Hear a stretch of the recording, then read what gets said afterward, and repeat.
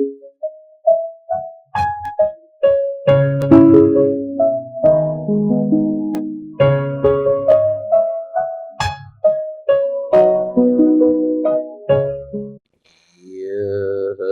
जगत सारा क्षणिक है और आत्मा एक नित्य है। आत्मा का अनुभव बस एकमात्र नित्य है। कहन राज को करन मन, करो महान यह काज। आप्त ज्ञान की प्राप्ति है, मंगलमय सुख साध। मंगलमय सुख साध।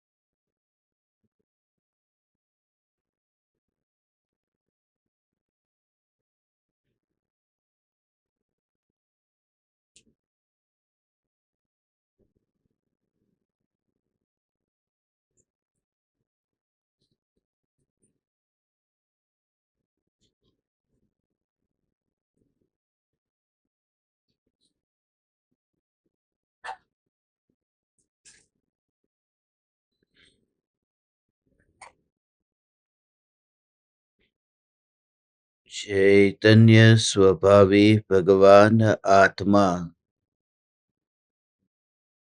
स्वयं ही चैतन्य समय सार है। चैतन्य समय सार का प्रतिपादक ग्रंथाधिराज समय सार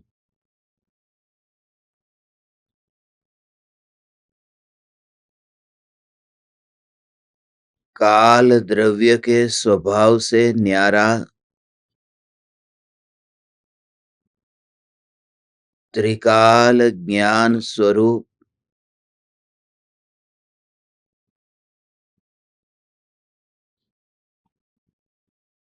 सदा काल चैतन्यमयी है।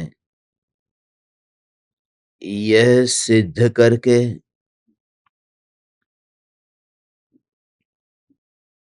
ज्ञान में ज्ञान की अनुभूति की प्रेरणा देता है।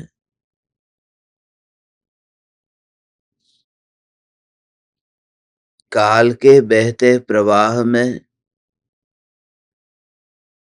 जो प्रवाहित नहीं होता,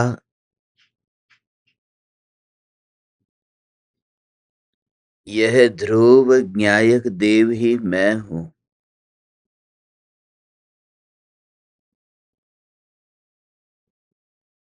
वर्तुलाकार घूमने वाले घड़ी के कांटे निरंतर यात्रा करते हैं, मगर घड़ी के मध्य में जो सुई है, जो कहीं यात्रा नहीं करती, वह अपनी सत्ता में स्थित है। हजारों घंटे तक घड़ी के कांटे घूमने पर भी सुई में एक समय के लिए भी कोई परिवर्तन नहीं हुआ। वह वहीं अपनी सत्ता में टिकी रही। आचार्य कुंद कुंद देव यह स्वरूप समझाते हैं कि भगवान आत्मा तीनों काल में अपनी सत्ता में ही टिका हुआ है। काल का निरंतर परिणमन हो रहा है, मगर काल को पता नहीं है कि काल बदल रहा है। बदलते हुए काल को जानने वाला भी यह ज्ञान है। इसलिए काल से ज्ञान का भेद ज्ञान करा के ज्ञान स्वभाव का आश्रय लेकर ज्ञान स्वभाव को साधन बनाकर न्यायक तक पहुंचने की कला सिखाई है। 6 द्रव्य के नाम आप सभी को अच्छी तरह से याद है। जीव, पुद्गल, धर्म, अधर्म, आकाश और काल। अलग अलग स्थानों पर अलग अलग क्रम रखे गए हैं। ऐसे ही यहां पर जीव के बाद पुद्गल, धर्म, अधर्म, काल और आकाश ये क्रम रखा है, क्योंकि अंत में आचार्य कुंदकुंद देव को वह आकाश की भांति अखंड सत्ता स्वरूप भगवान आत्मा सिद्ध करना है।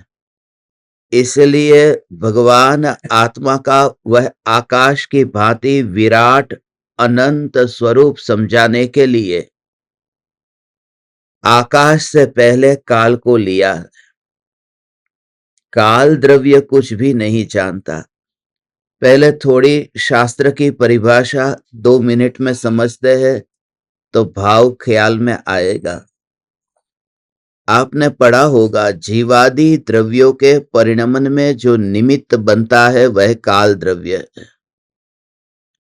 तो जीवादि द्रव्यों का जो परिणमन है, प्रत्येक पर्याय निरंतर परिणमित हो रही है। कुम्हार के चाक के मध्य में जो कील है, उस कील की भांति काल द्रव्य का कार्य है। काल द्रव्य अरूपी द्रव्य है और लोकाकाश के प्रत्येक प्रदेश पर अनादि अनंत सत्ता स्वरूप टिका हुआ है। जैसे धर्मास्तिकाय और अधर्मास्तिकाय द्रव्य सारे लोक में व्याप्त है मगर सत्ता एक है, मगर काल द्रव्य सारे लोक में व्याप्त नहीं है। वह एक एक प्रदेश पर एक एक काल द्रव्य है और एक एक प्रदेश पर एक काल द्रव्य है, उसे कालाणु कहते हैं। जैसे पुद्गल द्रव्य का सबसे छोटा अंश है, उसे परमाणु कहते हैं। आकाश के सबसे छोटे अंश को प्रदेश कहते हैं। ऐसे ही काल का जो एक भाग है, उस एक काल को कालाणु कहते हैं और यह सत्ता स्वरूप है। अब समझने के लिए कि यह पहला प्रदेश है, दूसरा प्रदेश है, तीसरा प्रदेश है, चौथा प्रदेश है। एक प्रदेश पर एक कालाणु है। वो कालाणु कोई परमाणु जैसा नहीं है, वह अरूपी सत्ता है, उसका अस्तित्व है, उसमें द्रव्य गुण पर्याय है। वह उत्पाद वे द्रव्यम युक्तम सत की भांति वो सत सत्ता स्वरूप है। ऐसा जो 1, 2, 3, तो लोकाकाश के प्रदेशों की संख्या असंख्य है। असंख्य प्रदेशों में एक एक प्रदेश पर एक कालाणु है, तो प्रदेशों की संख्या असंख्य होने से कालाणु भी असंख्य हुए। फिर एक कालाणु दूसरे कालाणु के पास जाता नहीं है।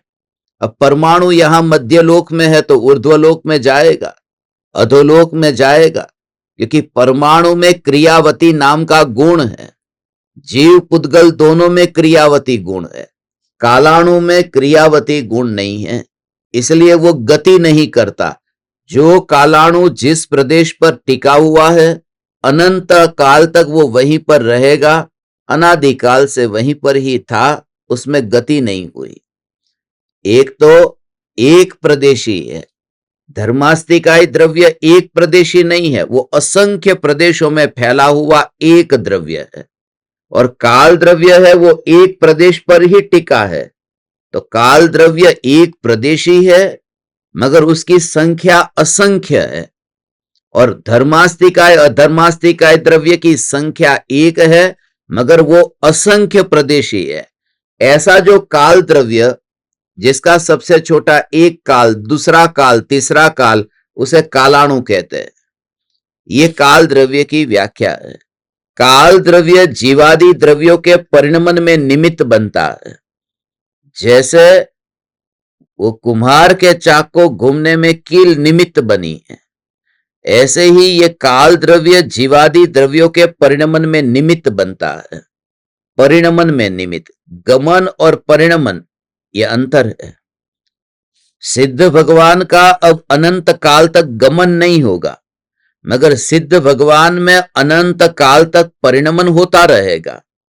गुड़ दुकान से घर तक आया, उसे गमन कहते हैं, और गुड़ है वह मीठे से खट्टा, खट्टे से कड़वा, ये पलट रहा है, उसे परिणमन कहते हैं। तो गमन में निमित्त बना है वह धर्मास्तिकाय द्रव्य है, और परिणमन में निमित्त बनता है वह काल द्रव्य है।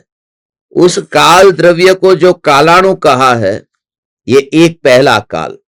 फिर दूसरा एक काल है जिसको हम ये हमारी भाषा में ये सेकंड, मिनट, घंटा, फिर ये दिन, फिर आगे आगे महीना, साल, ऐसा जो ये काल है वो भी काल है।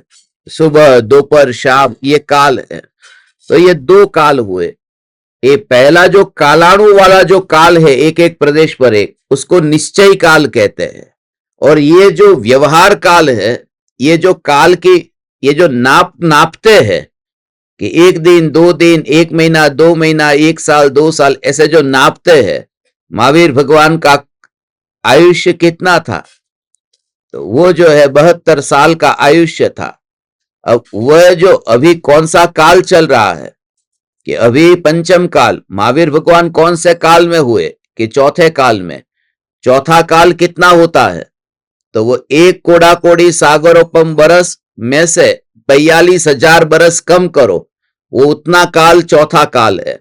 कि पहला काल कितने बरस का है? तो वो काल कि 4 कोड़ा कोड़ी सागरोपम का, फिर दूसरा काल 3 कोड़ा कोड़ी सागरोपम का, फिर तीसरा काल 2 कोड़ा कोड़ी सागरोपम का, और चौथा, पांचवा और छठा, ये तीनों मिलकर के 1 कोड़ा कोड़ी सागर। और उसमें भी 1 कोड़ा कोड़ी सागर में से पांचवा और छठा 21,000 बरस का, तो 42,000 बरस के पांचवें छठे काल का कुल काल, उसमें ये 1 करोड़ 1 कोड़ा कोड़ी सागरोपम है, उसमें से ये 42,000 नीचे जाने दो, तो वो जो काल बचा वो चौथे काल का है।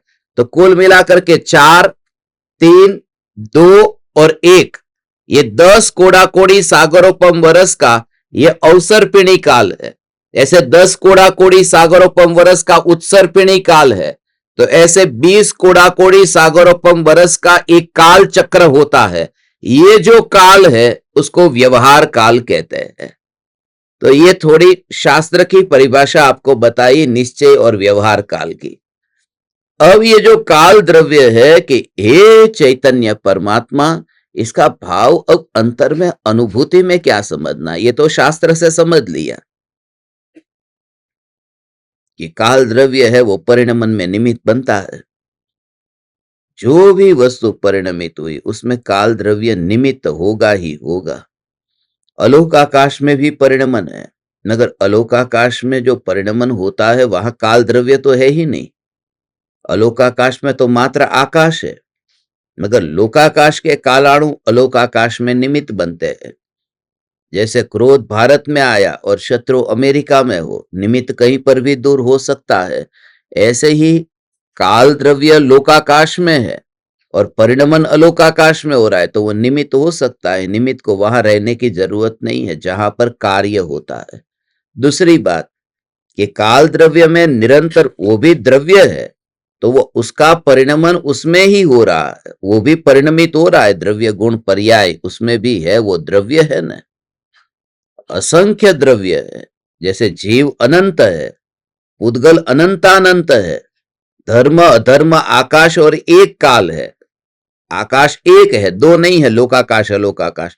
वो तो विभाजन हमने किया है कि जहां 5 द्रव्य रहते वो लोकाकाश, बाकी आकाश और लोकाकाश अलोकाकाश के बीच में कोई दीवार नहीं है, वो भी सिंगल वन पीस है, आकाश द्रव्य। और काल द्रव्य है, उसमें जो परिणमन होता है, वो परिणमन में काल द्रव्य खुद ही अपने परिणमन में निमित्त बनता है, 6 द्रव्य के परिणमन में। जैसे एक घर में 6 लोग रहते हैं, तो घर का जो मुखिया है वो 5 के लिए तो कमाई करता है, मगर उसके लिए कमाई कौन करता है कि वह खुद भी उसमें अपने लिए भी कमाई करता है। तो ये काल द्रव्य 5 द्रव्यों के परिणमन में भी निमित्त बनता है और खुद में भी निमित्त बनता है, अपने लिए भी अपना कार्य होने में वह निमित्त बनता है। ये 6 द्रव्य में जो काल द्रव्य है ये भगवान आत्मा से अलग है, क्योंकि काल को जानता नहीं है। निश्चयी काल है, वह तो कालाणु है, वह तो एक प्रदेशी है, उसमें कोई जानने का स्वभाव नहीं है, उसे कोई विकल्प नहीं है कि किस द्रव्य का कैसा परिणमन कराना है। वो परिणमन नहीं कराता है, परिणमन होता है तब वह उसमें निमित्त होता है। तो वह जो परिणमन होता है उस परिणमन में निमित्ताधीन दृष्टि छुड़ाने के लिए ये काल का स्वरूप समझना है। हे चैतन्य परमात्मा, हे चैतन्य परमात्मा, ये निरंतर जो परिणमन हो रहा है, सिद्ध शिला पर सिद्ध भगवान विराजमान है और वहां पर निरंतर परिणमन हो रहा है, काल द्रव्य है, कालाणु है, परिणमन हो रहा है। मगर उस परिणमन में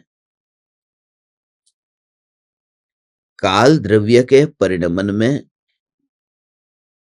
वहां पर एक निगोदिया जीव अनंत दुखी है, वो दुख रूपी परिणमन हो रहा है, और सिद्ध भगवान सुखी है, वह सुख रूप परिणमन हो रहा है।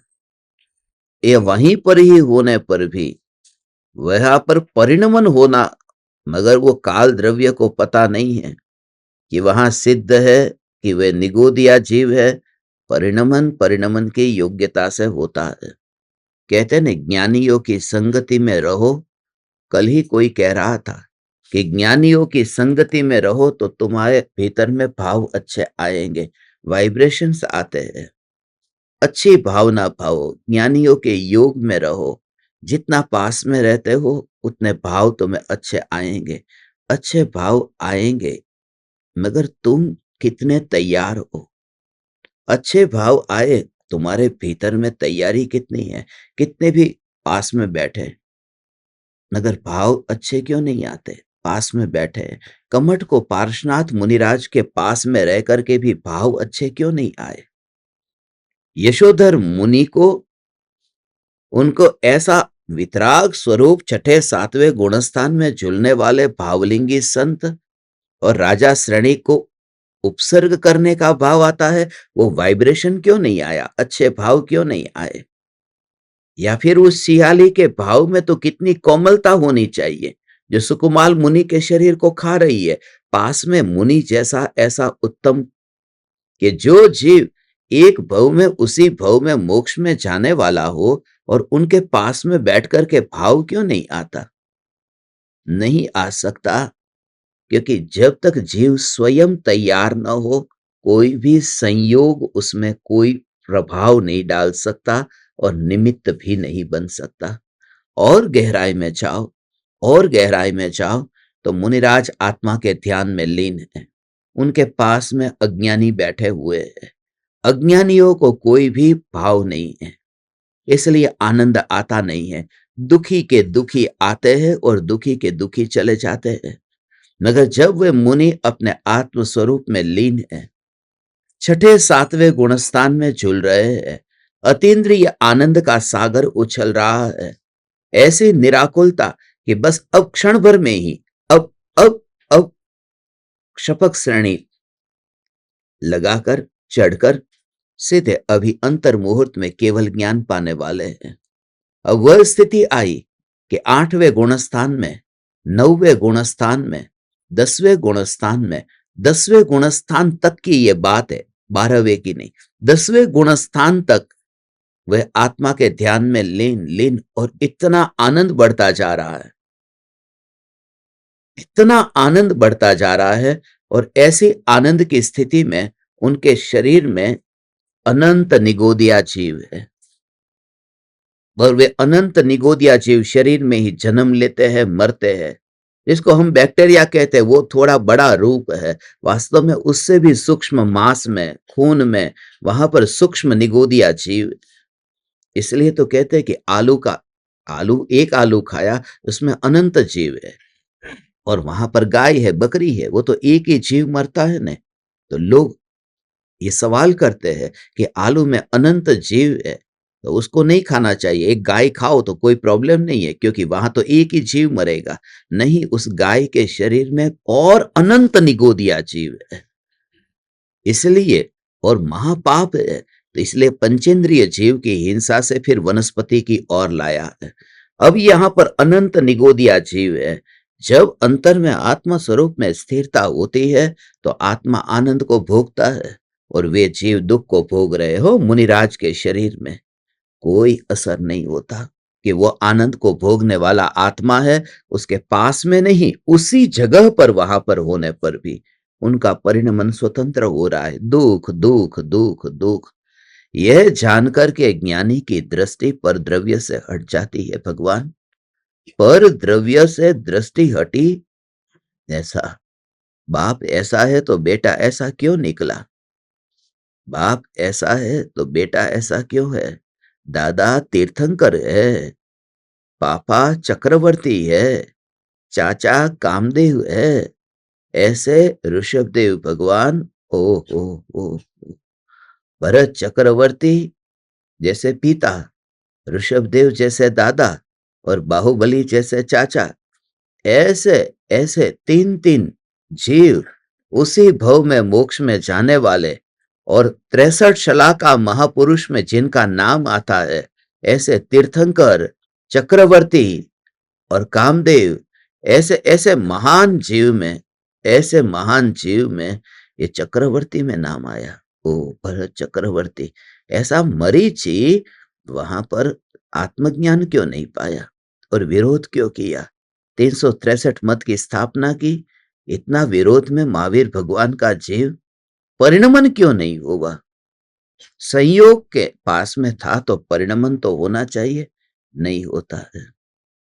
वो पास में रहते हुए जिस जीव का जैसा परिणमन परिणमन परिणमन परिणमन परिणमन, तो ओ वो काल द्रव्य को कुछ भी नहीं पता है कि वह जीवादि द्रव्यों के परिणमन में निमित्त बना। उसके पास में कोई हिसाब थोड़ी ना है। कोई उसे कहे, जो सुई है, जो घड़ी के मध्य में है, उसे पूछे कि कितने बजे बताओ, तुम बताओ कितने बजे, क्योंकि तुम तो सदा वहीं रहते हो। तुम वहां कमरे में नहीं, तुम तो घड़ी में वही हो, और वही हो नहीं, तुम्हारे निमित्त से वो कांटे घूम रहे हैं। मगर जिसके निमित्त से कांटे घूम रहे हैं, उस सुई को ही पता नहीं है कि 2 बजे, 3 बजे, 4 बजे, कितने बजे। तो जो काल द्रव्य के निमित्त से यह परिणमन होता है, वह काल कुछ नहीं जानता कि सुबह हुई, दोपहर हुई, शाम हुई, काल को नहीं पता। तो ये भगवान आत्मा का इतना अहोभाव आए कि ये भगवान आत्मा जो जगत के परिणमन में निमित्त नहीं होता है, मगर उसमें भी ओ वह सत्ता स्वरूप चैतन्य तत्व में जो जानता है, काल कुछ भी नहीं जानता। इसलिए तो काल बदलता जाए, काल को पता नहीं है, और आत्मा का उपयोग आत्मा में समा गया। काल बदलता जाए, कितने दिन तक सत्संग चलता रहे, ऐसा भाव आए कि 78 घंटे तक सत्संग चलता रहे, तो ओहो, काल बदलता गया, दिन रात, तो काल को पता नहीं है। ये जानने वाला जो है, मैं चैतन्य परमात्मा, तो कमरे में गए और घड़ी में देखा कि वहां तो कोई नहीं है, मगर जानने वाले को ये जानने वाला मैं चैतन्य परमात्मा, उसी काल में, जिस काल में मैं दुखी हूं, वो काल मेरा बुरा चल रहा है। अभी काल बुरा चल रहा है कि मैं दुखी हूं। काल बुरा, काल अच्छा नहीं, ये सब परिणामों का खेल है। जिस काल में किसी जीव को पाप के भाव आते हैं, उस काल में किसी जीव को पुण्य के भाव आते हैं, उसी काल में किसी जीव को धर्म के भाव आते हैं। काल कुछ भी नहीं करता। जो सबसे ज्यादा खतरनाक ऐसा जो माना जाता है, ये जितना चौघड़िया है उसमें काल चौघड़िया माना जाता है। काल शब्द को हमने खतरनाक के रूप में ऐसा जाना है क्योंकि काल खाता है, समय बीतता जा रहा है, इसलिए अमृत चौघड़िया है, लाभ है, शुभ है, इन्हें अच्छे चौघड़िया मान। काल है वो बुरा चौघड़िया, काल है बुरा चौघड़िया है, ऐसा कुछ भी नहीं होता। ये मानना ये गृहीत मिथ्यात्व है। जब सम्यक दर्शन की प्राप्ति होती है तब कौन सा चौघड़िया देखने चाहेगा, कौन सा काल देखने चाहेगा। पूर्णिमा तो होनी चाहिए न आत्मज्ञान पाने के लिए। हे त्रिलोकीनाथ चैतन्य परमात्मा, केवल ज्ञान की प्राप्ति अमावस के दिन हो सकती है। केवल ज्ञान की प्राप्ति ही नहीं, मोक्ष अमावस के दिन, दीपावली के दिन महावीर भगवान का मोक्ष और दीपावली के दिन गौतम स्वामी का केवल ज्ञान। तो काल को बाहर की ओर देखता है न, यही सबसे बड़ा अज्ञान और संसार है। पता ही नहीं है कि कितने बचे, घड़ी के ऊपर ध्यान नहीं चाहे। ओ हो, घड़ी के ऊपर जैसा ध्यान नहीं चाहता। अज्ञानी का सारा धर्म घड़ी के ऊपर है। ऐसा 2 घड़ी का समय, बस 48 मिनट के लिए एक जगह बैठे तो सामयिक हुआ, ये गिनती करके, और बार बार ध्यान गया। अभी 44 मिनट हुई, अभी 45 मिनट हुई, 46 मिनट हुई, 2 मिनट और है, सामयिक अभी पूरा नहीं हुआ। कितनी बार विकल्प आए, लोग आए गए, घर में बेल बजी, मेहमान आए, कितना निरंतर विकल्प चलता है।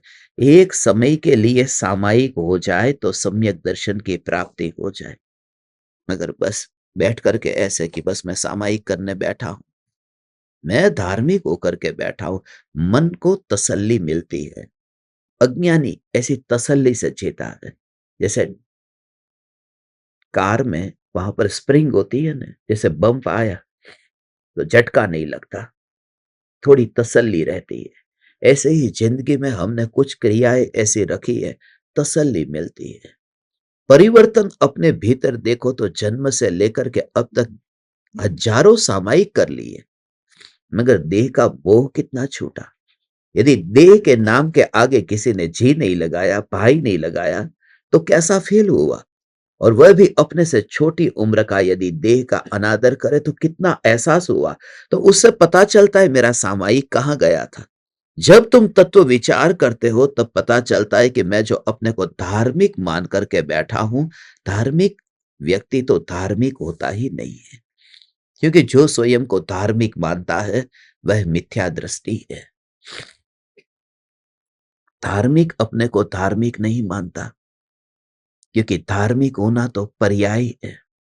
धार्मिक तो अब हुआ, आत्मज्ञान पाया धार्मिक हुआ, मुनि हुआ धार्मिक हुआ, मगर हुआ ना।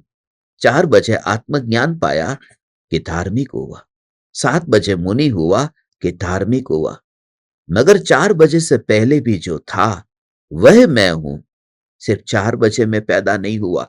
तो धार्मिक व्यक्ति अपने को 4 और 7 ऐसा उस समय वाला नहीं मानता। मेरा अस्तित्व तीनों काल में टिका हुआ है। हे चैतन्य परमात्मा, ये काल से अलग, काल पलटता पलटता पलटता रहे, ध्यान ही नहीं चाहता। यदि काल की ओर ध्यान जाए तो ज्ञान स्वरूप का आनंद छूट जाए, समय की ओर ध्यान जाए तो विकल्प आएगा, बार बार बार बार बार बार समय का विकल्प। रात को जब सोते हैं तब समय का विकल्प थोड़ी रहता है। 11 बजे, 12 बजे, 1 बजा, 2 बजे, हाँ आंख खोली तब पता चला घड़ी में कितने बजे। मगर जब विश्राम होता है तो समय की ओर ध्यान नहीं जाता। वो तो सुबह अलार्म बजता है तो उठते हैं, मगर जब तक विश्राम चल रहा था काल की ओर ध्यान नहीं जाता। ऐसे ही जब स्वरूप का ऐसा अहोभाव आए तो काल की ओर ध्यान नहीं जाएगा। काल कुछ जानता नहीं है, और जो जानता नहीं है उसकी ओर ध्यान जाए उससे कोई लाभ नहीं है। वह मैं नहीं हूं। इसलिए पलटते हुए परिणाम में जो अपने को पलटता हुआ न देखे, टिका हुआ देखे। नदी बह गई, इतनी नदी बह गई, इतना पानी बह गया, मगर उस पानी के बहने के साथ साथ मैं बह करके नहीं गया। ऐसा मैं सत्ता स्वरूप चैतन्य तत्व हूं। किनारे पर हूं इसलिए मैं नहीं बहा। बहने की बात दूर, भीगा तक नहीं। भीगा तो होता तब यदि पानी से स्पर्श होता। पानी में मैं उतरता तो मैं भीगता। पानी में उतरना ही नहीं हुआ तो मेरा अनादि अनंत चैतन्य स्वरूप ये समय के अंदर नहीं गया, काल के अंदर नहीं गया। मैं अलग से टिका हुआ तत्व हूं। हूं हूं हूं हूं हूं हूं हूं हूं।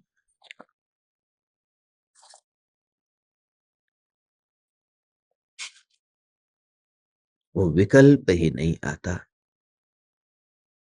कि यह काल वह काल। सम्यक दृष्टि अपने को त्रिकाली मानता ही नहीं है। मैं तीनों काल में टिक करके रहने वाला भगवान आत्मा, ऐसा नहीं है।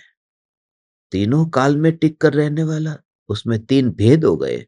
भूतकाल वाला मैं, भविष्य वाला मैं और वर्तमान वाला मैं। ऐसा अनुभव आत्मा का अनुभव नहीं है। जब ये करंट वायर में फैला हुआ है और जब मुझे हाथ लगा तब मुझे ये भाव थोड़ी आता है कि इधर भी करंट फैला है, इधर भी करंट फैला है, और यहां मैं छू रहा हूं तो ये यहां से लेकर के वहां तक फैला हुआ करंट है, वह मुझे अनुभव में आया। ये विकल्प ही नहीं है। जिस समय टच हुआ विकल्प ही नहीं हुआ। वो अनुभूति की झंझनाहट ऐसी है। तो जब मैं चैतन्य परमात्मा हूं तीनों काल में, मगर जब अनुभव होता है आत्मा का, उस अनुभव के काल में ये विकल्प नहीं होता कि मैं तीनों काल में टिक करके रहने वाला। क्योंकि तीन काल में तो तीन भेद हो गए। जहां दो भेद का विकल्प आए तो फिर अनुभूति ना हो। यहां तो तीन तीन के भेद, वहां बंटवारा हो गया। मैं एक था, क्योंकि तीन काल कब होते हैं? तीन भेद कैसे हुए? वर्तमान से। वर्तमान से तीन बंटवारा हो गया। वर्तमान हुआ तो वर्तमान से पहले का वह भूतकाल, वर्तमान के बाद का वह भविष्य काल। वर्तमान से ये दो भेद खड़े हुए कि भूत और भविष्य। मगर अनुभूति के काल में तो वर्तमान वाला ही विकल्प नहीं है, क्योंकि वर्तमान में अनुभूति होने पर भी वो सत्ता पर दृष्टि होने से वो जो वर्तमान में नहीं है वो भूत भविष्य में कैसे जाएगा? ऐसा अभेद अनुभव, निर्विकल्प अनुभव अंतर में, वहां वर्तमान की पर्याय में वर्तमान का विकल्प नहीं है। ओ वर्तमान की पर्याय में वर्तमान का विकल्प नहीं है। ऐसा स्वभाव पूरी तरह से ग्रहण होता है। ओ कैसा इसका भाव है। 4 बजे जीभ पर रसगुल्ला आया तो 4 बजे का मीठापन। 3 बजे मिर्ची थी, 5 बजे करेला होगा। तो जब 4 बजे वहां पर वो जो मीठा अनुभव में आया, अभी मुझे वर्तमान में 4 बजे मीठा अनुभव में आया, ऐसा अनुभव थोड़ी होता है। अनुभव जब हुआ मीठा, 4 बजे वाला मीठा, ऐसा भाव नहीं आता। उस समय वो जो रस पूरे में फैला हुआ है। ऐसे ही मैं ध्रुव चैतन्य परमात्मा तत्व पर्याय में अनुभव हुआ तो वर्तमान में अनुभव हुआ, ये विकल्प नहीं है। ये मैं ध्रुव चैतन्य परमात्मा, ये मैं भगवान आत्मा।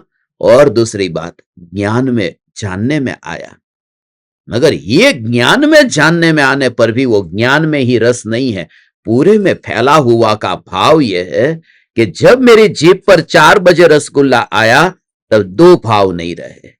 वो दो भाव का भाव समझना। दो भाव का भाव, एक तो ये कि 3 बजे और 5 बजे, माने भूतकाल और भविष्य काल में क्या अनुभव हुआ था या क्या अनुभव होगा, जीव को कोई लेना देना उस समय कहां है। इस जीव ने पूर्व में करेला चखा था, मिर्ची चखी थी, नींबू चखा था, तो खट्टा तीखा कड़वा ऐसा भूतकाल में चखा था। और भविष्य में भी इस जीव पर क्या चखने में आएगा, ये सब आएगा। मगर वर्तमान में जब ये जीभ पर ये रसगुल्ला आते ही मीठा, उस समय का जो अनुभव, और विकल्प नहीं है कि ये वर्तमान में मीठा लग रहा है, वो अनुभव का जोर इतना है। ऐसे ही जब जीव ने भूतकाल की पर्यायों में जो भोगा, भविष्य की पर्याय में जो भोगेगा, अनुभव के काल में तो वर्तमान का विकल्प नहीं है कि मैं वर्तमान में भोग रहा हूं, तो भूत भविष्य के विकल्प कैसे होंगे। वहां न्यायक देव में चैतन्य परमात्मा ऐसा अनुभव होता है। और गहराई में तुम आओ भगवान, तुम जो प्रयोग करना तुमने प्रारंभ किया, इसलिए you can feel the connection. मैं तुम्हें उस स्वरूप की गहराई में वहां पर जाकर के कह रहा हूं कि जो पर्याय में एक समय में अनुभव हुआ, उस अनुभव में वर्तमान का विकल्प नहीं रहा। वर्तमान नहीं रहा ऐसा नहीं, 4 बजे जीव में अनुभव नहीं हो रहा ऐसा नहीं, वो 4 बजे ही हो रहा है। मगर ये 4 बजे अनुभव करने वाला वह विकल्प नहीं है। और दूसरी बात, ये तो पहली बात हुई कि भूत भविष्य के विकल्प नहीं है। दूसरी बात जो और अधिक महत्वपूर्ण, कि जब जीभ पर रसगुल्ला आया, उस समय मेरी ये जीभ है, उस जीभ है, उसने ये अनुभव किया कि मीठा रसगुल्ला, जीभ ने अनुभव किया, ये भाव नहीं आता। समझने के लिए रमेश नाम है, रमेश की जीभ है, तो जीभ रमेश की जीभ है, तो रमेश की जीभ पर यह अनुभव हुआ, आंख पर थोड़ी रसगुल्ले का अनुभव हुआ। और रमेश अकेला जीभ का नाम नहीं है, पूरा शरीर रमेश का है। मगर जीभ अनुभव करती है कि मीठा, उस समय रमेश को यह भाव नहीं है कि ये जीभ ने अनुभव किया, मैंने रसगुल्ले को चखा है। वो क्या बोलता है, मेरी जीभ ने रसगुल्ले को चखा नहीं, मैंने रसगुल्ले को चखा है। उसको कहते हैं कि एक अंश में भले अनुभव हुआ, मगर ये अंश है ऐसा विकल्प नहीं आता, और पूरी सत्ता ग्रहण हुई। ऐसा में भगवान आत्मा ज्ञान में अनुभव हुआ नहीं, आत्मा को अनुभव हुआ है। ओ આવી એટલી સૂક્ષ્મ વાત છે, આત્માનું કલ્યાણ કરો, મગર ભગવાન આત્માનું કલ્યાણ કરે કેવી રીતે? એના અંતરમાં ચૈતન્યના સ્વરૂપને સમજે અને समझवानी शक्ति છે। बुढ़ापा आया है तो भी वो समझने की शक्ति है।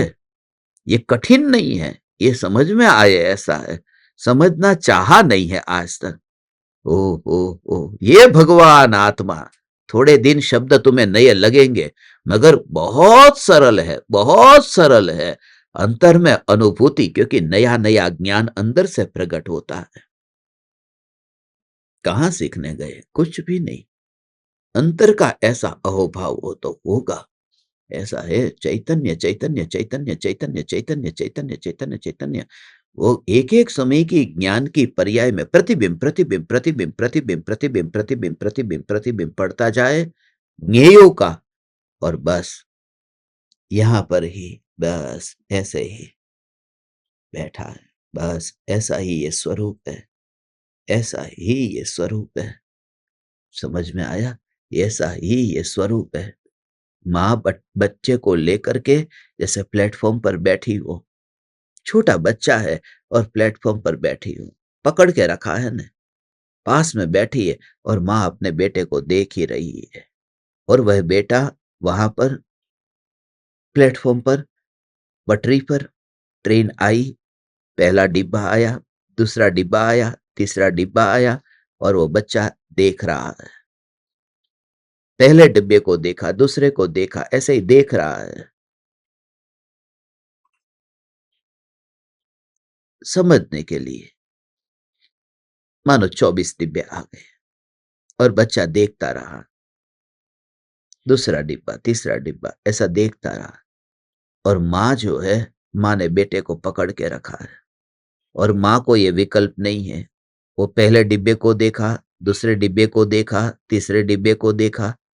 माँ खुश है, मेरा एक बेटा है, बस जो ये है मैंने पकड़ के रखा, ये मेरा बेटा है। वो क्या देख रहा है उस पर जोर नहीं। तो सम्यक दृष्टि ज्ञानी की, वो जैसे ट्रेन की पटरी पर जैसे कैसे डिब्बे आते हैं, ऐसे ही पर्याय ज्ञेय आते हैं जाते हैं, आते हैं जाते हैं, नए नए ज्ञेय ज्ञान में झलकते हैं। जैसे बच्चे की आंख नए नए डिब्बे को देखती है, ऐसा ऐसा सब देखती है। हमें ज्ञेय दिखते हैं, मगर वो जो दिखाई दे रहा है उसमें सत्ता को पकड़ा है। माँ के पास में जब भी कोई कहेगा कहाँ है, तो माँ ये नहीं कहेगी A1 A2 कहाँ है। माँ ये नहीं कहेगी कि डिब्बे में हूं, मैं अपने बेटे के साथ हूं। तो बेटा दिख क्या क्या देखा, माँ को कोई पूछे, बोले उससे मुझे क्या लेना देना, मेरा एक बेटा है बस। वो जो अपनापन है, मैं बांझ नहीं हूं, मेरा बेटा है। ऐसा सत्ता का जोर कि जब तू अगणित ज्ञेयों के प्रतिबिंबों से इतना अलिप्त रहता है, इसलिए तुझे ज्ञानी, तुझे जो देखते हैं वो तीन लोक का नाथ परमात्मा इसलिए देखते हैं। अज्ञानी ये देखता है, दुनिया ये देखती है कि बच्चे ने A1 A2 किसको देखा, कौन से डिब्बे को देखा, बच्चा क्या कर रहा है। और ज्ञानी देखते हैं कि मां ने बच्चे का हाथ पकड़ के रखा है ना, बस वो क्या देखता है उस वजह से बच्चा नहीं मर जाएगा। मगर बच्चे का हाथ यदि छूट गया तो पटरी पे जाएगा, मर जाएगा। क्या देखता है उससे नहीं मरेगा। वो 24 डिब्बे देख ले, कोई फर्क नहीं पड़ेगा। एक हाथ छोड़ दिया, बच्चा मर जाएगा। अनंत ज्ञेय ज्ञान में जल के सारे जगत को जानता रहे, कोई दोष नहीं है। मगर वो जगत को जानने वाला है, वह तो एक है, उसकी ही पकड़ रहती है, उसका नाम सम्यक दर्शन है। जो 24 डिब्बे नहीं, 24 घंटे ज्ञानी के ज्ञान की पर्याय ये जानती है, और उसमें अपनापन सत्ता में ही होता है। आ आ हे चैतन्य परमात्मा भगवान, ऐसा ये तेरा जानना तो हो रहा है। ओ नई नई पर्याय, नए नए ज्ञेय। ओ ओ ओ ओ ओ ओ वो सत्ता को पकड़ा। और मां बेटे से ये नहीं कहती कि बेटा तेरी आंख किसको देख रही है। मां ये कहेगी बेटा तू क्या देख रहा है। यदि कहेगी बेटा क्या देख रहा है, उसका भाव बहुत सूक्ष्म भाव है। समुद्र को देखने वाली आंख समुद्र को देखती है ना, मगर हम ये नहीं कहते कि मेरी आंख ने समुद्र को देखा, हम कहते मैंने समुद्र को देखा। अब ये नाक ने थोड़ी देखा, कान ने थोड़ी देखा था, आंख ने देखा था ने। तो सत्य तो यही है कि रमेश की आंख ने समुद्र को देखा है, मगर रमेश ने समुद्र को देखा ये कहते हैं, आंख ने नहीं। उसका कारण है, भले देखने वाली आंख है, मगर वह आंख रमेश के शरीर से अलग होकर के समुद्र को नहीं देखती, वो शरीर में रहते हुए वो समुद्र को देखती है। ज्ञान आत्मा से अलग होकर के दुनिया को नहीं जानता, आत्मा में रहता हुआ दुनिया को जानता है। इसलिए ज्ञान जानता होने पर भी यही कहा जाता है कि आत्मा जानता है। ये ज्ञान से न्यायक तक में ये प्रकरण बहुत सूक्ष्म समझाया है कि ज्ञान जानता होने पर भी ये भगवान आत्मा जानता है। आत्मा में तो अनंत गुण है, उनका काम जानने का थोड़ी है। ज्ञान गुण का कार्य जानने का है, मगर वो ज्ञान गुण अलग होकर के जानने जाए तो अलग द्रव्य बन जाए और ये वस्तु का नाश हो जाए, यहां कुछ कम हो गया। मगर एक बार भी एक भी द्रव्य का नाश नहीं हुआ, माने ज्ञान आत्मा में रहता हुआ। मैंने रसगुल्ला चखा, कल मैंने रसगुल्ला चखा था, एक बार भी सपने में विचार आया, वाणी में यह आया कि मेरी जीभ ने कल रसगुल्ला चखा था, क्योंकि वो जीभ मेरे से अलग होकर के थोड़ी चखने गई थी रसगुल्ले को, मेरे साथ में रहते हुए, शरीर से अभिन्न रहते हुए वो रसगुल्ले को चख रही थी। वो वेदन जो होता है वो तो एक समय के ओ ऐसा अंदर में पर्याय में जब भगवान आत्मा अनुभव में आया तो पूरा जीव, और इसी वजह से समझ में नहीं आता कि ऐसी निर्विकल्प अनुभूति, उस अनुभूति के काल में तो वो समझ में नहीं आता कैसा होगा ये स्वरूप भगवान, ये त्रिकाल ध्रुव चैतन्य परमात्मा। ज्ञान ज्ञान ज्ञान ज्ञान ज्ञान, आ બધું અઘરું લાગે, तुमको ये कठिन अभी लगता है क्योंकि शरीर का रस है।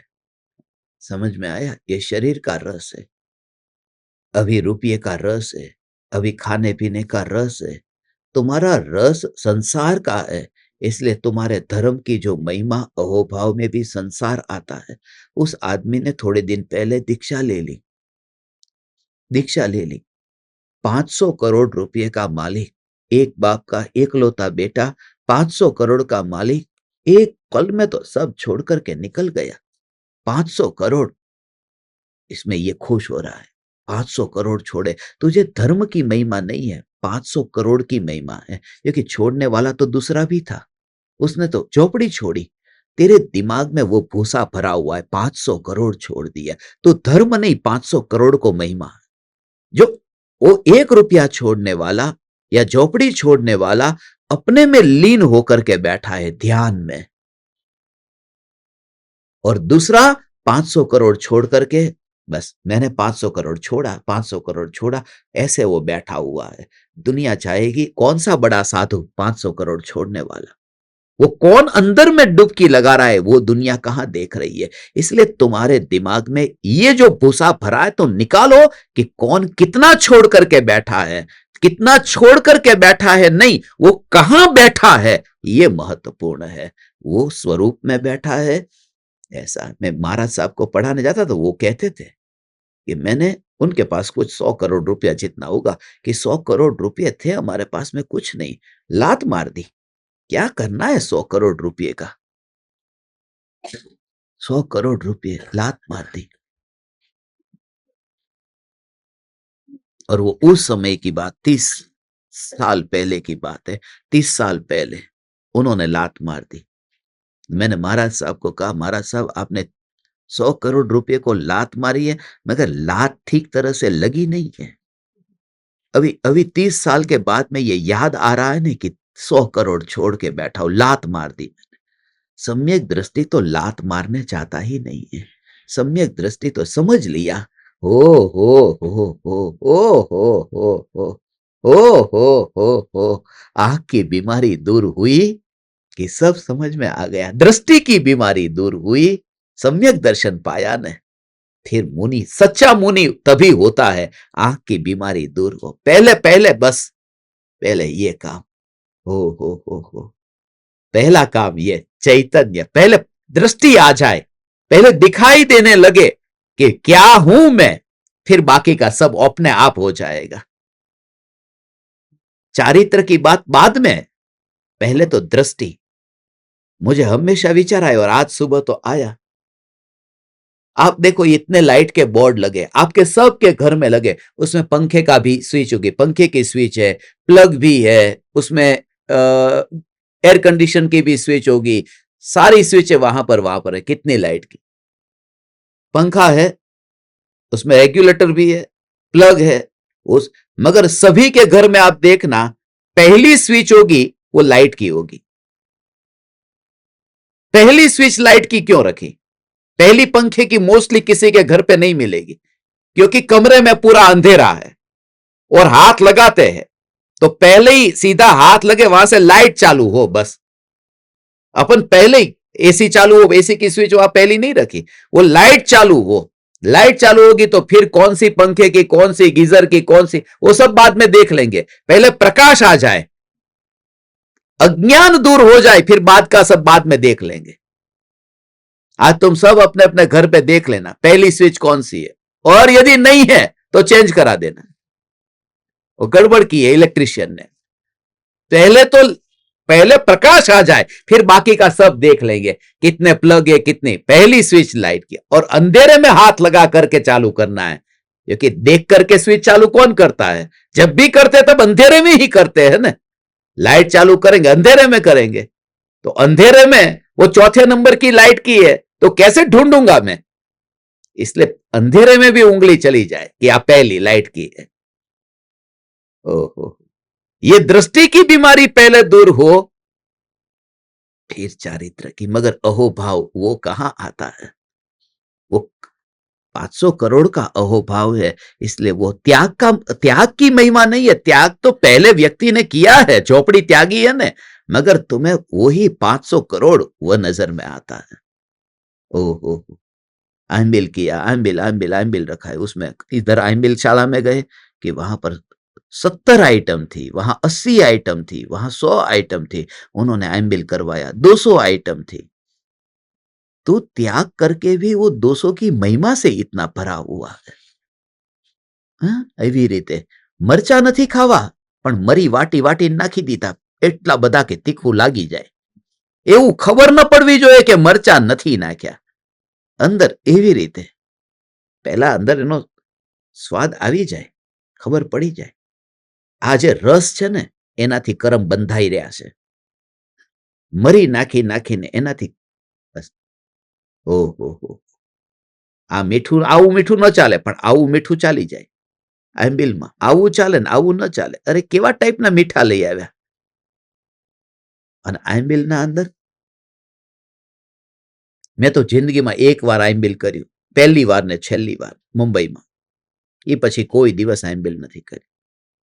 એક ભાઈ લઈને ગયા હતા આંબિલ શાળામાં કે હાલો ને, હું તમારા આટલા પ્રવચન સાંભળવા આવ્યો, તો તમે મારા આંબિલ શાળામાં એકવાર તો આવો। મેં કહ્યું ચલો જઈએ। તો ગયા। इतनी सारी आइटम थी, डोसा, इडली, ये वो चालू ही चालू रहता है। मतलब वो परोसेंगे, आपको लेना वो लो, नहीं लेना वो नहीं लो, अच्छी बात है। तो चालू करने गए, तो मैंने डोसा लेने जा रहा था, उन्होंने कहा रुको, पहले कड़ू करियातू चालू करो। मैं कड़ू करियातू केम? એ કડવું કડવું પીવું પેલા, એટલે કડવું પીવું એટલે પાછળનો ઢોસો સારો લાગે વગર મીઠાનો હોય તોય, કારણ કે કડવું એકવાર આમ જીભ કડવી કડવી થયા હોય પછી બધું જ સારું લાગે। તમે આંબિલ કરવું છે અને પહેલેથી સારું કેવી રીતે લાગે એની તૈયારી કરીને બેઠા છો, આ તપશ્ચર્યા છે। એટલા માટે હું જેવો છું એવો છું, જે વખતે મારા ચૈતન્યમાં મસ્ત થઈશ બસ ત્યારે આંબિલ થઈ જશે, થઈ જશે। अब अपने में मस्त है, दूध पीने का भाव नहीं आता है, अब छाछ पीने का भाव नहीं आता है, दही खाने का भाव नहीं आता, मक्खन खाने का, घी खाने का ये भाव नहीं आता है। ठीक है, जानवरों को पीड़ा नहीं पहुंचानी। एक ओर से तो ये तपश्चर्या करनी है, और दूसरी ओर से जानवरों को कितना कितना कितना भगवान की मूर्ति के ऊपर ओ बछड़ा भूखा बैठा हुआ है, जिसका दूध बछड़े के मुंह में जाना चाहिए था, उसके पेट में जाना चाहिए था, क्योंकि उस माँ ने, कोई दुनिया में कोई गाय मूर्ति के लिए दूध नहीं निकालती, वो डिलीवरी हुई है उस गाय की डिलीवरी हुई है। पहले दूध नहीं निकलता था, अभी निकला क्योंकि बच्चा निकला है। तो बच्चा निकला है तो कुदरत ने वो दूध उसमें भरा है, वो मूर्ति के लिए नहीं था। वो बच्चा है, वो भूखा प्यासा बैठा रहा, उसको दूर खाली रख दिया, पास में खड़ा कर दिया, दूध निकाल करके गया मूर्ति के ऊपर। मगर कौन समझे ये बात? धर्म के नाम पर ये सब नाटकबाजी बहुत हुई। कितना कितना प्राणियों के ऊपर पीड़ा पहुंचाकर 30 साल की जिंदगी गाय की होती है, 25-30 के बीच में गाय जिंदगी जीती है, और इंजेक्शन डाल करके जबरदस्ती प्रेग्नेंट करके नया बच्चा दूध आएगा, बेचो। 7 से 10 साल में गाय मर जाती है। अभी ये डेयरी में तुम्हें पता नहीं है। ऐसा ये स्वरूप, और सुनते हैं आत्मा की बात, करते हैं उपध्यान, करते हैं तपश्चर्या। काय का उपध्यान? जिनके भीतर में इतनी करुणा न हो। मेरा बच्चा जब भूखा था और उसका दूध मेरे बच्चे के बदले में कोई दूसरा लेकर चला गया होता और मेरा बच्चा तड़पता रहता तो क्या होता? और कौन देखने जाता है कि डेयरी में क्या हो रहा है बछड़े के साथ? तो आलू प्याज नहीं खाने वाले, एकेंद्रिय के प्रति इतनी करुणा से भरने वाले, पंचेंद्रिय के प्रति करुणा से क्यों नहीं भरते? शुरुआत तो यहां से होनी चाहिए। हे चैतन्य परमात्मा, ओ, कौन समझाए है? વચ્ચે એવો વિડીયો આવ્યો હતો ને એક મહારાજ સાહેબનો કે દૂધ પીવું જોઈએ, દૂધ નહીં પીવો તો પછી છોકરા કેવી રીતે पैदा થશે, એમ એવું લખ્યું હતું। બોલે છે, તમે જોયો વિડીયોની અંદર, आपने सुना होगा, बच्चे कैसे पैदा करोगे, पुरुष बच्चे कैसे पैदा करेगा, स्त्री डिलीवरी कैसे करेगी, ताकत कहां से आएगी। ये बच्चे पैदा करने के लिए ये बात कह रहे। वो जो प्राणी है, नहीं तो वो मांसाहारी भी यही कहते, फॉरेन में क्या कहते कि मांस नहीं खाएंगे तो B12 कैसे मिलेगा, अंडे नहीं खाएंगे तो ये ताकत कहां से आएगी, ये नहीं खाएंगे, वो तो वो लोग भी कह रहे हैं। फिर तुमने अलग क्या किया, ये नहीं खाएंगे तो ताकत कैसे आएगी। इसलिए ओ,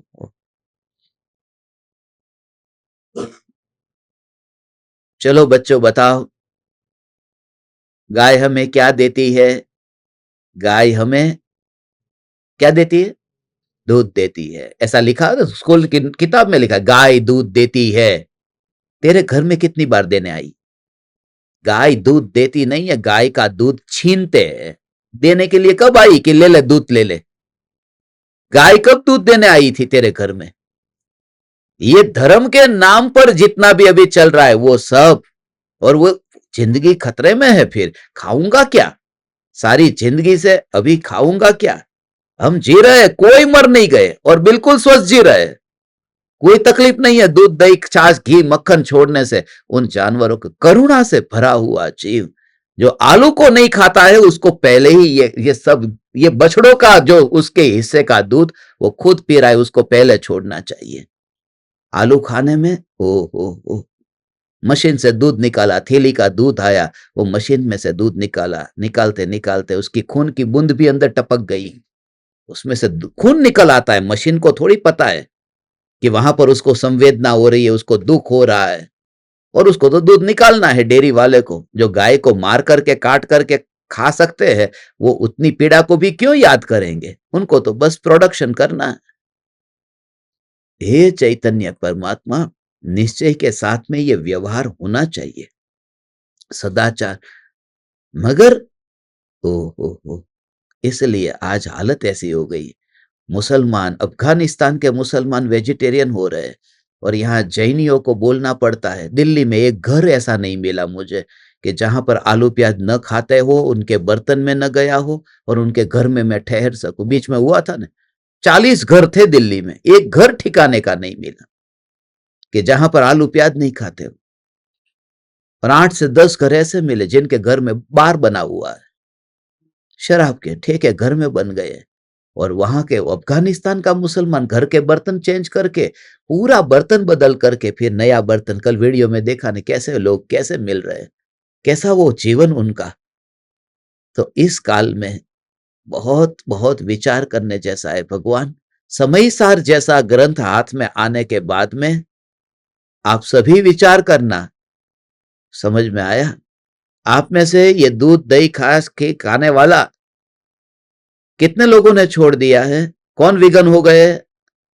हाथ ऊंचा करो तो। बस ये सब ऐसे ही है बूढ़े। जवान को तो दूध पीना चाहिए ना, ताकत कहां से आएगी? ये मूढ़ता भरे वचन ये शोभा नहीं देते, ये शोभा नहीं देते। साधु का जीवन तो हो ब्रह्मचर्य की प्रेरणा देना। काम वासना की क्रोध कारित अनुमोदना में भी पाप बंद लगता है, पाप का बंद होता है। ब्रह्मचर्य के महाव्रत के पालन करने वाले को इस प्रकार के बोध शोभा नहीं देते।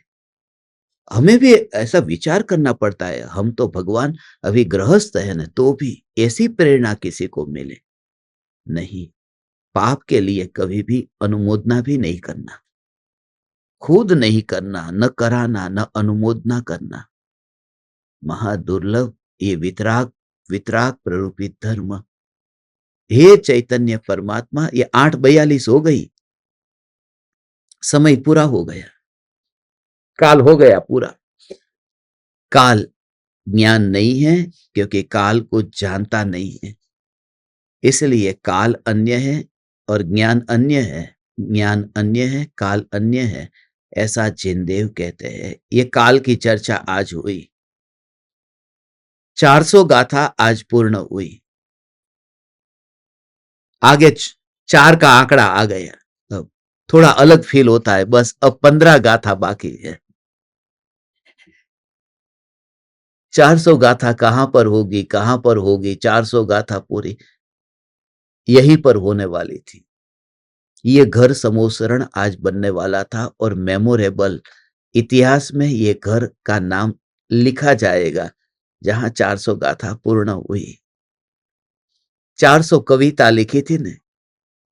400 कविता जयपुर में एक रात में 400 कविता की रचना हुई थी। 6 ढाला की रचना हुई थी। वो 400 से ओहो, आज ये सहज फिर दोबारा भाव आया।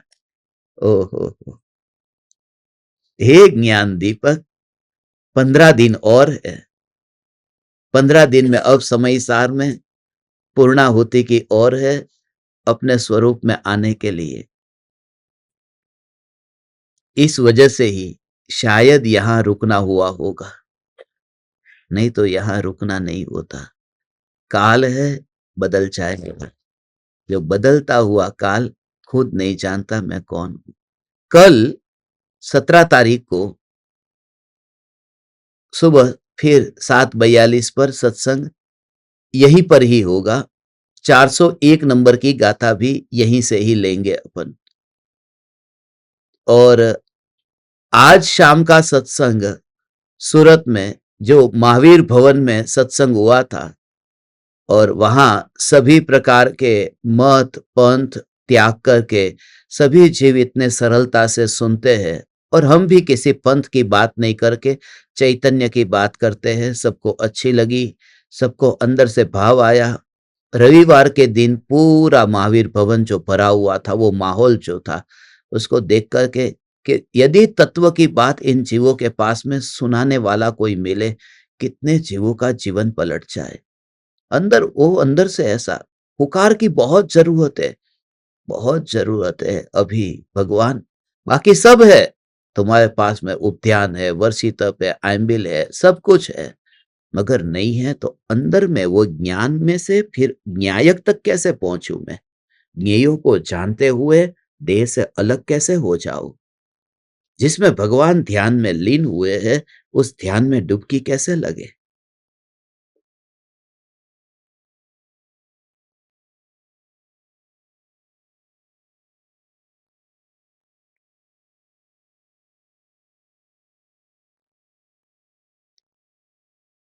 रिटर्न टिकट लेकर के आया नहीं था, ये सोच करके कि सूरत में मैंने पहले से ही बता दिया था हमारे ज्ञान दीपक को, स्वरूपानंदी स्वरूपानंदी ने स्वरूपानंदी ज्ञान दीपक को कि मैं आ रहा हूं, यदि कोई भाव से सुनेंगे तो मैं वहां रुकूंगा, नहीं तो नहीं रुकूंगा। रिटर्न टिकट नहीं लिया और मुझे अंदर से इतना आनंद आया कि आपके परिवार में आपके पिताजी, आपके पति, उनका इतना प्रेम और वात्सल्य मिला। उनको मैं अपने जीवन में ये समय सार की सत्संग श्रृंखला में 400 गाथा के बहुत गहरे कनेक्शन है। कभी साधु होने से पहले हम बताएंगे, समय मिलेगा तो। बहुत गहरे भाव है 400 गाथा के। हे चैतन्य परमात्मा, आपको इस चैतन्य की यात्रा में पापा का, पति का, परिवार का इतना योगदान मिला है, उनका ऋण मानना, उनकी सेवा करना, अपना घर का व्यवहार निभाना, जिम्मेदारी निभाना, भीतर में चैतन्य की जागृति और बाहर में वाणी में यथा योग्य व्यवहार, शरीर में यथा योग्य व्यवहार, क्रिया शरीर की, व्यवहार में परफेक्ट, विचार भीतर में भेद ज्ञान न्यायक का। वो कभी वाणी में मत बोलना कि तुम मेरे कुछ भी नहीं हो। कभी मत बोलना कि तुमने मेरे लिए किया क्या। एक द्रव्य दूसरे द्रव्य का करता नहीं है। सब अंदर में श्रद्धा में मानना। सम्यक दृष्टि का व्यवहार ऐसा निखरा हुआ व्यवहार होता है। ऐसा ही कभी निश्चय की वाणी व्यवहार में न बोलना, ऐसा है। और वह भी ओ हो, कल मैंने इनको बोला तुम्हारे बाल कैसे चले गए? बोले कर्म का उदय ऐसा आया था कि बाल चले गए। ये तुमने गलत कर दिया। कर्म के उदय आए थे। मैंने तो पूछा बाल कैसे चले गए थे? समझ में आना चाहिए, कोई बीमारी आई थी, कोई तकलीफ हुई थी, कोई चोट लगी थी। अब कर्म के उदय आए थे, वो तुम मुझे बता रहे हो? मुझे नहीं पता कर्म के उदय से बाल झड़ते हैं। तुम्हारे पास में शब्द है, मेरे पास अनुभव है, और अनुभवी के पास शब्द की बात करना, कुछ ऐसा कहो। इसलिए शब्दों में निश्चय की बात, अंदर की बात, निश्चय नहीं की बात वाणी में कभी मत बोलना। तुम्हारा धर्म कभी न छूटेगा, तुम्हारी जागृति सदा रहेगी। व्यवहार परफेक्ट निभाया होगा तो पिता के प्रति, पति के प्रति, पुत्र के प्रति अपनी ड्यूटी निभाओ, और फिर आपकी साधना करके बस संसार से तिर जाओ। मैं आप परमात्माओं के लिए कृपालु देव से, कुंद आचार्य देव से अनंत अनंत प्रार्थना करता हूँ, आपकी मुक्ति की यात्रा निर्विघ्न रूप से पूर्ण हो, सफल हो। चैतन्य समयसार, चैतन्य समयसार, चैतन्य समयसार।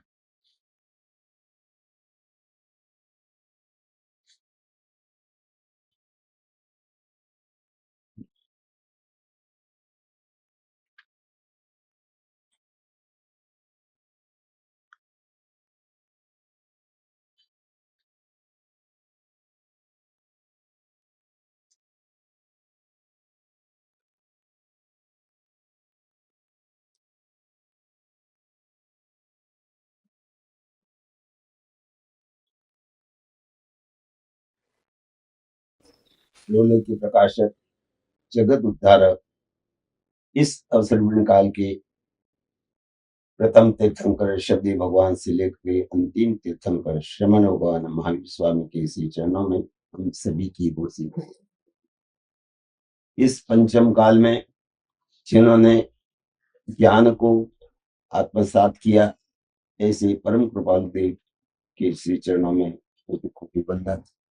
इस 21वीं सदी में जो भगवान की वाणी को, जिन वाणी को, परम कृपालु देव के वचनों को अत्र विराजित प्रातः वंदनीय, प्रातः स्मरणीय परम पूज्य श्रीमान फूलचंद साहब शास्त्री के श्री चरणों में हम सभी की ओर से कोटि कोटि वंदन।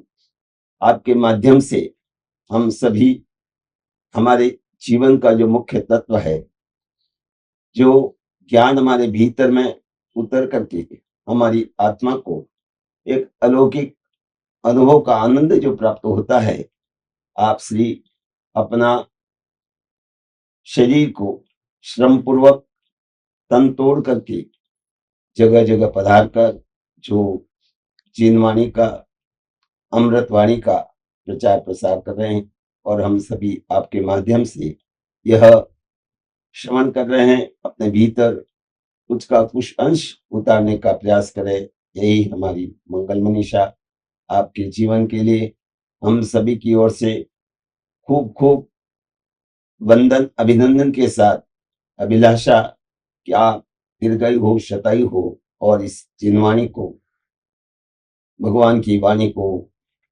विभिन्न देशों में, स्वदेश भारत में जिनवाणी का प्रचार प्रसार हो, जीवन में ज्ञान उत्पन्न हो, जीवन में अपना आत्मा का अनुभव हो। यही मंगल मनीषा पधारे हुए सभी आत्मज्ञानी, आत्माभिलाषी सभी महादानवों का हार्दिक स्वागत, अभिनंदन। कार्यक्रम के पश्चात निवेदन है, कुछ थोड़ा सा हमारे घर से लेकर पधारें। आपसे यही निवेदन, पुनः पुनः आप श्री के चरणों में। अहं श्री सद्गुरु करुणा सिंधु अपार, इस पामर पर प्रभु किया आहो आहो उपकार, आहो आहो उपकार। देह सहित जिनकी दशा भरते देहातीत,